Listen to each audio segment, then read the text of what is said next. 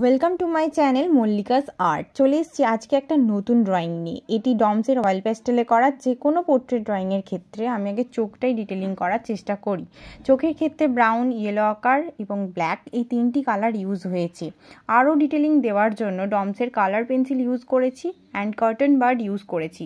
এটা তোমরা যে কোনো দোকানে পেয়ে যেতে পারো। ফেসের ক্ষেত্রে এখানে ইয়েলো, পিঙ্ক ও ভায়োলেট কালার ইউজ করেছি। প্যাস্টেল মানেই হলো তুমি যত সুন্দর কালার ব্লেন্ডিং করবে তোমার ছবি ততই সুন্দর হবে। লিপসের ক্ষেত্রে এখানে রেড ও হোয়াইট ইউজ করেছি। সো যাই হোক, তুমি বাজারে এখন নামি দামি ব্র্যান্ডের অনেক ব্লেন্ডিং টুল পেয়ে যেতে পারো। ইভেন ব্লেন্ডিং টুলের পরিবর্তে যদি তুমি কটন বার্ডও ইউজ করো তাতেও ছবি সুন্দর হবে। হেয়ারের পার্টটুকু ইয়েলো আকার, ব্রাউন ও ব্ল্যাক দিয়ে সিজারের মাধ্যমে ডিটেলিং দেওয়ার চেষ্টা করেছি। দেখো, ড্রয়িং হলো সাধনার জিনিস। আমি তোমাদের এই বিষয়ে কোনো জ্ঞান দিতে চাই না, কিন্তু তোমরা যে বিষয়কে যত বেশি ভালোবাসা দেবে সে তোমাকে ততটাই ফিরিয়ে দেবে।